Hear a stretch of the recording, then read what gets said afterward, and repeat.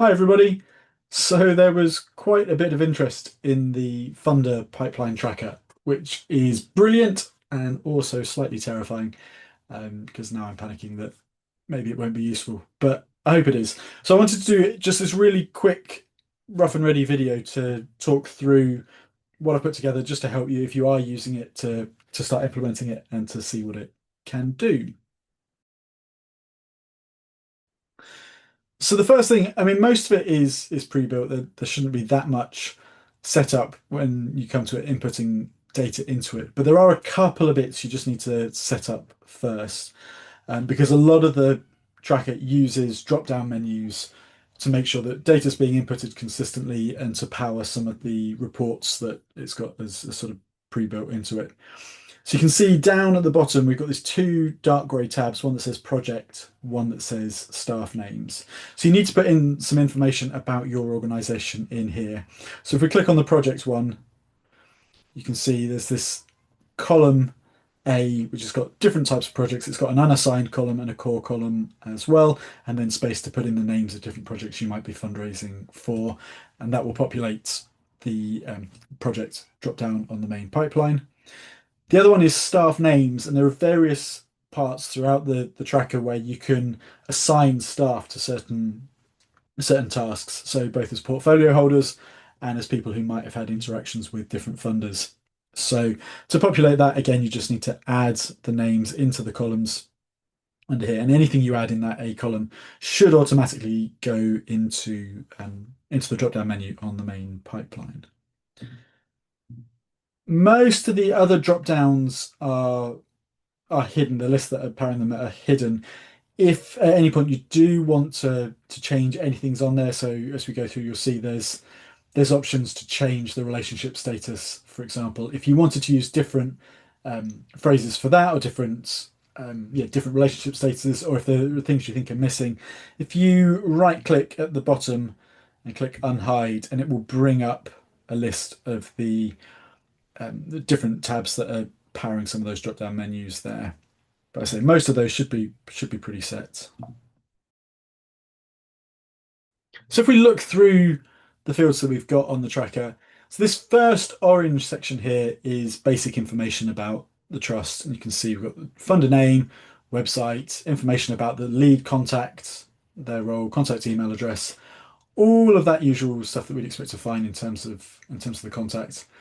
And then there's also this tab for research notes, which is a chance to put any of the information you've found about a funder's motivations, about their previous grants, and anything that's going to help us decide when to apply, who to apply for, what project, and all the rest of it there. Now, obviously, this is quite a lot of information that we're likely to have for this. And it can make the tracker a bit unwieldy. So I've been using the wrap text option, so I can expand it to view all the information about a funder if I want to. But when I'm not using that, I can send it back. It just makes it easier to look at the rest of the data there. Just one thing when it comes to inputting stuff on the research notes, because it's big bits of text and often it's split over different lines, if you click in the bar at the top when you're pasting it in, it'll make sure it all fits within the cell. The danger is if you click the cell and click copy and paste it, there's the risk of it overwriting other information and copying over to cells below it. Some of the other things here in this general section, you can see we've got space for the portfolio holder. And again, we can select those from the drop-down menu. Anyone that's been put in that staff list will appear here. So whoever's going to be the lead contact for that funder, we can put there. And there's a column here to put a priority rating. Now, this is something I use when I'm doing research on funders. So when I'm looking at their motivation, how well that aligns with the project or the organization I'm fundraising for, looking at their capacity to give, looking at eligibility criteria, any relationship we've got with them. You can give them a rating. I use ABC. Again, this is from one of the hidden tabs. So if you wanted to put something else in there, you can just change it on that hidden tab. But it's a way of just making sure that you're managing your time. And it also gives us one other thing that we can filter on later if we're trying to view our pipeline and view our portfolio. And a space there to put when the record was last updated. As we move further along, this blue section, chance to look at our plans for each funder. So it's where we're starting to think about project we think we're going to apply for. You can see this first column here, we've got the relationship status. Where along this journey are they? If we have a look into the drop down there, you can see we've got identified, researched, approached, applied, unsuccessful, grant awarded, and not considered a prospect. Again, all of that's pulling from one of the hidden tabs. So if you wanted to add anything there, you can find it in the bar below. Projects, pulling from that projects tab. So again, we can assign that. The project bit there comes from a drop down. There is a space next to it if there was a specific element of the project that you thought you might be applying to them for. That's a free text option there, so you can be a bit more granular, a bit more specific when you're making notes there. Then obviously we've got a space to put when the next deadline is, or when we're targeting getting an application. A column for the target grant budget year. So this is going to power some of the financial reporting. So the financial year we're expecting that grant to come in, or we're aiming for that grant to come in. Space to put what our target grant amount, how much we would like to apply for, what the amount we think we're going to apply for. And then this is quite a useful one, a chance to say whether we think it's high, medium, or low likelihood, looking at the chance of success there. Useful to have here, but this also powers one of the reports into projected income, and we'll talk more about that a little bit later on. So that's your blue section, planning out how we're going to apply, things we're going to be applying for. Green section gives us fields for if we've submitted an application. And you can notice some of this is set to autofill. So if you put a yes on application submitted, it should change that decision received to a waiting decision. And then you can manually change that from the drop-down menu to decision received as and when that comes in.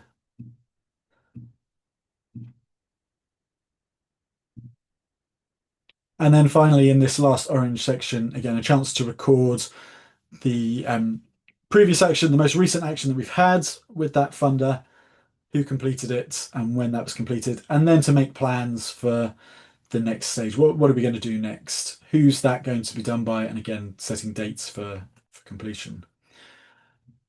So hopefully all of the information that we're trying to track on a funder set out in one place. One of the reasons then of trying to build it out like this, and one of the reasons I hope this is more useful than just having it either in a notepad or in a Word document or just as a single list in Excel, is it then means we can play around with this data a lot more. So we can filter data, for example. So if I just wanted to see the funders that were in my portfolio, for example, let's pretend I'm Tim Booth today, I can filter just on that. I can see just the funders that I'm responsible for. And this is really helpful, I think, if you're one of a number of fundraisers across an organization, or if different people are managing relationships. Similarly, I can have a look at the relationship status. I can see, okay, who are all the funders we've applied to, or I can filter to see where we've been unsuccessful, and things like that. And obviously, that's really helpful when it comes to the to looking at these next actions. So again, I could filter by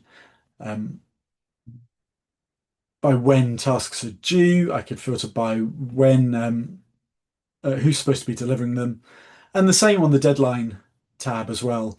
So if I wanted to make sure I wasn't missing any upcoming deadlines, I can filter based on the target deadline, and we can see the order that applications are due and are coming up. So that's obviously some of the things we can do just looking at those columns, and obviously you can apply multiple filters if you wanted to get even more specific. So if you wanted to see all of the applications that Tim Booth had submitted, using a mixture of formulas there will enable you to do that. But the other two things it's got built into it are a project dashboard and a portfolio breakdown. And this is using pivot tables to try and pull some of that information out. So on the project dashboard, as you can see here, we've got a list of all the projects, and it's adding up different financial elements here. So it's giving us a sum of all of the target grant amounts, so all the amount that we've identified during our research, so how much we've identified through that. And then it's got this sum of weighted amount, and what this is pulling on is that likelihood. So we put a likelihood of high, medium, or low as to whether what we thought the chance of success was. If something's put in with a high degree of success, it will put the weighted amount as 90% of that grant total. So I'd be using that if someone's given a verbal acknowledgement that they're going to give a grant, but we haven't got it in writing yet, or if a funder's giving on a regular basis, if they're giving pretty much every year, we might want to put that in there. Now, it's not quite 100%, it's recognizing that there's a slight risk that something might happen to that grant, but it's pretty much certain we're going to get that. Medium at the moment on this pulls in 30% of the grant, and low pulls in 1 in 10. And it's just looking at the success rates across applications and trying to estimate, given what we know about success rates, how much of that do we think will come in to give us that weighted value of our portfolio across each of those projects. Some of grants received, obviously very self-explanatory, it's telling us how much we've received against those projects. But the projected income one is the one I think is quite useful because that's pulling based on if we've had an outcome, it's put whether either it's got nothing because we were unsuccessful or it's got the grant amount if we were successful. For everything else, it's pulling the weighted amount. So it's giving us that sum of the value of all the decisions we've had, plus the weighted amounts from proposals that are still being considered, to give us a suggestion of where we think we'll be at the end of the financial year. And we can filter that again based on portfolio holder, and if we wanted to look specifically at outstanding funds or received grants, we can do that as well. And then the portfolio breakdown, which is looking at projects, but pulling on that relationship status. So helping us to see what's the value of applications across each of those areas. So we can see where money's sitting across our pipeline and what stage of those relationships it's at. And if you want to update that, obviously click into pivot table, analyze, and click refresh, and it will update as you're inputting data into the main pipeline. Now, I'm not going to pretend this is perfect. It's certainly not. It's not designed to compete with proper CRM systems, which are built with far more complicated code and setups, and with this kind of thing in mind. But hopefully, a step up if you are just using a notepad or, as I say, listing things in Excel, but without breaking that out. One of the things that this struggles with is obviously if you're applying to a funder for multiple projects or if you're applying over multiple years, because unfortunately that means putting it as a separate line each time. I did try sort of merging fields and trying to have multiple lines against the same funder, but it meant it limited some of the filtering functionality there. There probably is a way around it. I'm going to keep tinkering with it, and if anyone knows of a good suggestion, please do let me know. And that's the same with all of it. If you do find yourself using it, if there are things you think it could do better, if you think there are fields missing or things you'd like to change, do let me know. It'd be great to keep developing this and making this available for people.